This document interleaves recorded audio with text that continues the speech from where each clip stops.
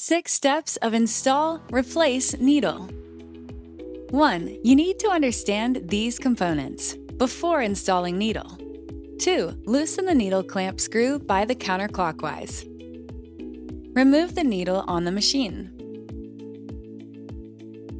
3. Find the flat surface of the machine needle. 4. The flat surface of the needle faces the screw. Insert into the pinhole. Remember not to free your hand until the needle inserts the top of the pinhole. 5. Tighten the screw clockwise. And pull down the pins to check whether it is locked. 6. Check whether the needle is in place. Use your right hand to turn the handle wheel in the right direction slowly. If the needle does not hit the bottom of the color plate, it proves that it is installed. If it is not installed correct, the needle will break during sewing.